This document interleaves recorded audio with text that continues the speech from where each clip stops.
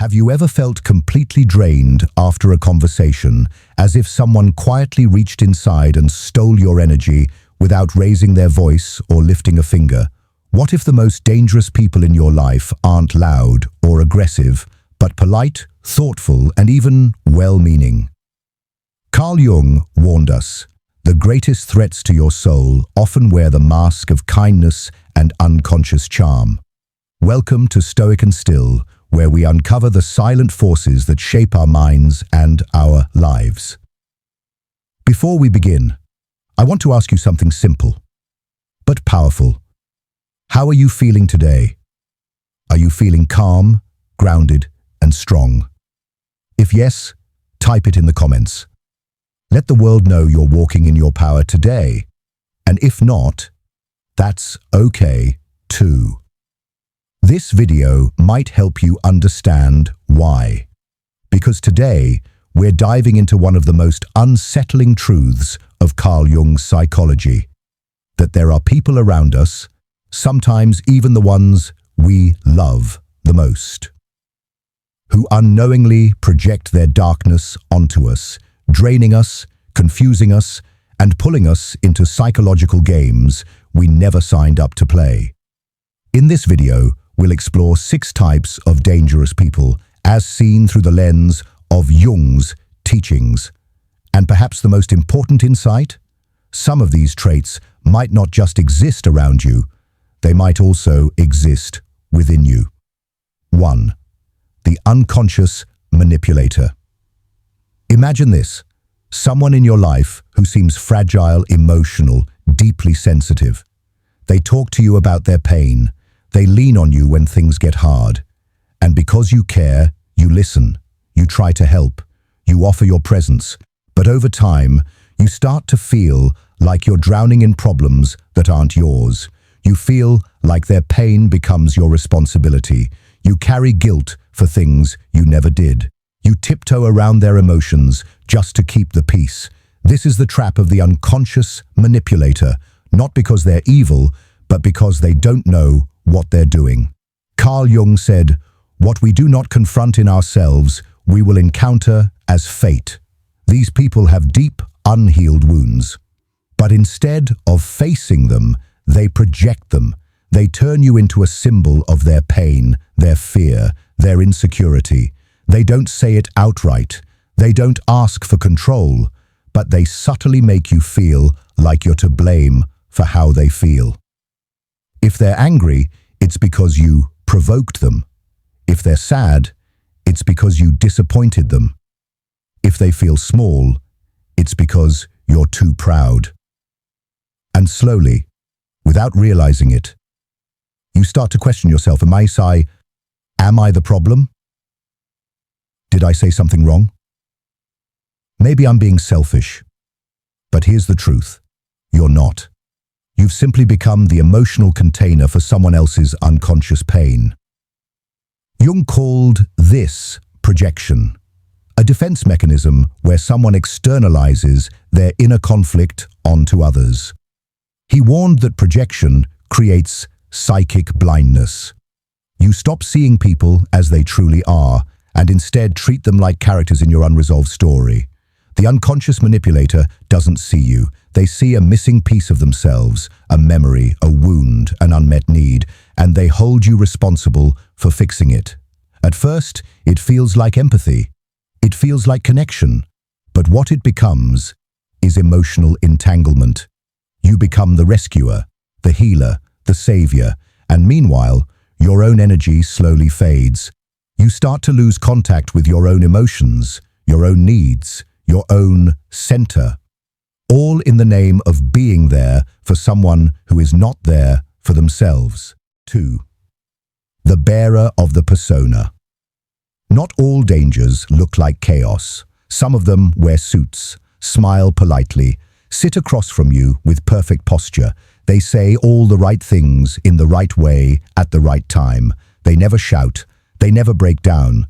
But somehow, they make you feel like you must hide parts of yourself just to stay in the same room. This is the danger of the bearer of the persona. In Jungian psychology, the persona is the mask we wear to function in society. It's the version of ourselves we show the world, the doctor, the teacher, the friend, the parent, the achiever. It's not inherently bad. In fact, we need the persona to survive in social environments. The problem arises when someone becomes completely identified with their persona, when they believe they are the mask. Jung warned that a person who clings too tightly to their social role eventually loses access to their authentic self. They become a performance, a role, a polished shell with no emotional depth. Have you ever spoken to someone who seemed flawless, too composed, too controlled, and yet you sensed something missing, something hollow behind the eyes? That's the bearer of the persona. They've invested so much energy in appearing ideal that everything spontaneous and real is locked away. Emotion is inconvenient. Vulnerability is a threat. Authenticity is dangerous. They say what is expected. They smile when they should. They listen politely. But every interaction feels like a scene in a play, and you, unknowingly, are part of the audience. Or worse, part of the act. These individuals aren't necessarily manipulative, but their repression creates a kind of emotional vacuum. You can feel the performance even if you can't quite explain what's off. Jung described the persona as what a man is not, but what he and others think he is. It is a mask crafted by expectations, family, culture, workplace, society. The danger arises when the person believes only in this mask. They forget their own inner world. They deny their emotions. They reject spontaneity. And eventually, they start to demand the same from you. Yes, being around a bearer of the persona doesn't just feel artificial. It slowly turns you into someone artificial too. You stop speaking freely. You suppress your feelings. You tailor your personality to fit their script. And over time, you lose touch with your own truth. The bearer of the persona cannot tolerate rawness. They recoil from tears. They dismiss uncertainty. They fear emotional honesty because it threatens the carefully constructed identity they have spent years building. And here's the tragedy. Behind the perfect image is often a soul in ruins, an inner world filled with unmet needs, forgotten dreams, buried fears. But rather than face that chaos, they project stability, strength, and serenity. They seem like they have it all together. But what they've really done is bury themselves. Jung warned that identifying with the persona is one of the greatest threats to individuation, the process of becoming whole. When we lose touch with what's real inside, we cut off the very source of our humanity. The bearer of the persona becomes a prisoner in their own theater. And you, if you stay too close for too long, might start acting in their script and forget how to be you. 3. The owner of the repressed shadow. Some people live by rules. They are always polite, always calm, always in control. They never raise their voice. They never show pain. They never let themselves feel too much because feeling is dangerous. On the surface, they seem like the ideal person, balanced, composed, admirable. But spend enough time around them and you'll feel something strange beneath the perfection. Tension, a quiet judgment, a silent disapproval of anything spontaneous, raw, or emotional. This is the danger of the owner of the repressed shadow. Carl Jung believed that every human being has a shadow, a part of the unconscious that holds everything we reject, deny, or are ashamed to face. It's where our anger hides, our envy, our fear, our lust, and it's also where our potential lives, our courage, creativity, and power. The problem isn't the shadow itself. The danger comes when someone refuses to acknowledge it. When they pretend it doesn't exist. When they bury it so deeply that it begins to rot in the basement of their soul. Jung wrote, "The shadow is everything that the individual refuses to acknowledge about themselves, and yet insists on projecting onto others. The owner of the repressed shadow tries to be good all the time. They strive to be kind, disciplined, morally correct. But inside, they are boiling, because what they deny doesn't disappear. It gathers force, it builds pressure, and one day it explodes. You can often recognize this type by their intolerance. They cannot stand emotional messiness. They judge people who cry, who laugh too loudly, who express desire, who show vulnerability. They demand order, but what they're really doing is trying to contain their own chaos. Their reactions can be wildly disproportionate. They snap over small things. They explode over a forgotten detail. They hold grudges for years. They may seem calm 95% of the time, but that remaining 5% is enough to destroy everything around them. Why? Because they've never faced the darker parts of themselves. They've never made peace with their shadow. And now, that shadow has taken control of them from below. Jung warned, the brighter the persona, the darker the shadow. In other words, the more someone tries to appear perfect, the more dangerous their darkness becomes. The owner of the repressed shadow lives in constant emotional tension. They don't allow themselves to feel grief, so they become cold. They suppress anger, so they become bitter. They reject their desires, so they become judgmental of others. They confuse control with virtue and shame with discipline. And worst of all, they punish others for expressing the very things they've buried inside. If you cry, they say you're too emotional. If you express your needs, they call you selfish. If you make a mistake, they act superior, because to them, failure is unacceptable. They live in a fortress of moral ideals and spiritual posturing. But underneath, they are terrified of being exposed, because if they ever stop pretending, they might have to face what's been living in the dark for years. Living with someone like this feels like walking through an emotional minefield. You never know when a comment, a sigh, or a mistake will trigger an eruption. You feel you must be perfect just to be safe. And in trying to keep the peace, you begin to hide your own emotions too.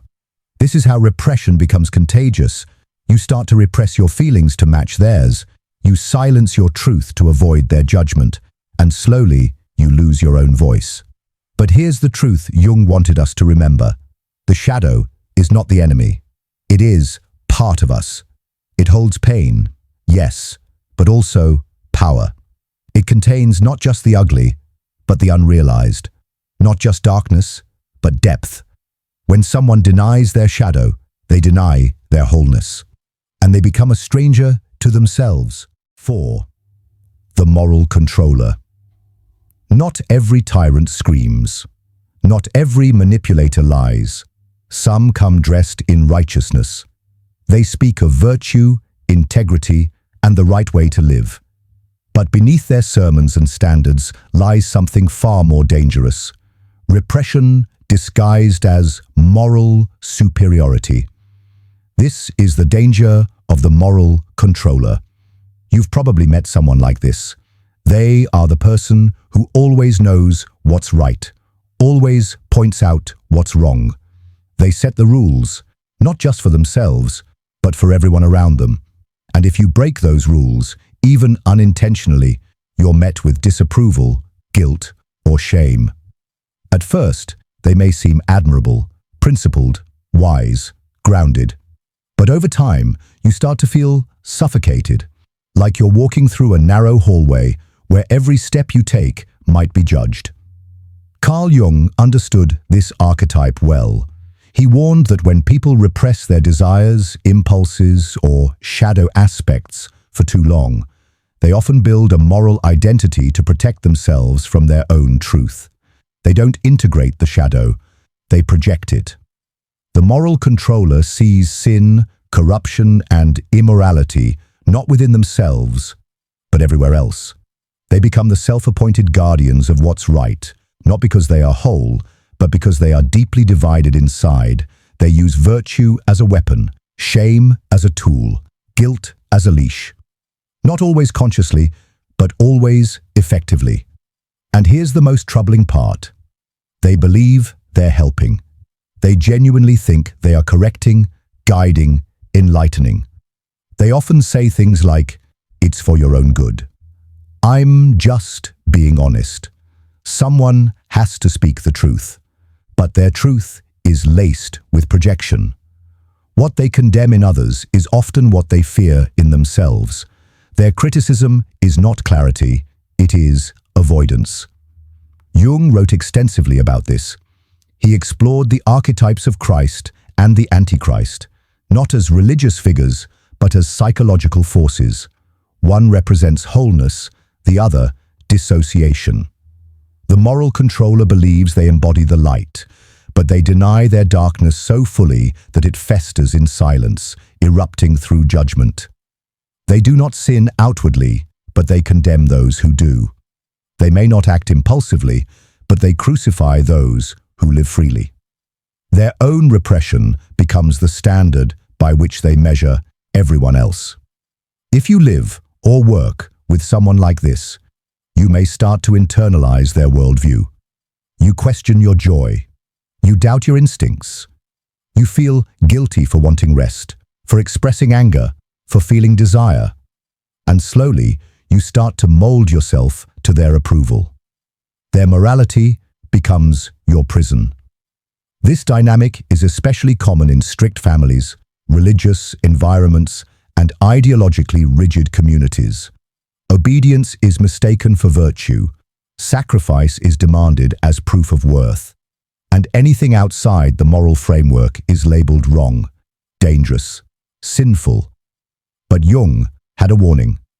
Where there is too much morality, there is too little self-knowledge. Excessive moralism is not a sign of enlightenment. It is a sign of inner fragmentation. When we cannot face our own contradictions, we seek to control the world outside of us. The moral controller fears the wildness of the human soul, so they tame it, first in themselves, then in you. They build a world of shoulds and musts. They preach discipline, restraint, order, but they do not allow space for mystery, for complexity, for honest emotion. They reduce life into rules, and in doing so, they kill the aliveness of those around them. If you've been under the influence of such a person, you know the weight it carries. You feel you must always justify yourself. You fear being misunderstood. You learn to hide parts of your personality just to avoid being corrected. Over time, this drains your spirit. Because human nature is not meant to live under constant surveillance, especially from those who have not yet met their own shadow.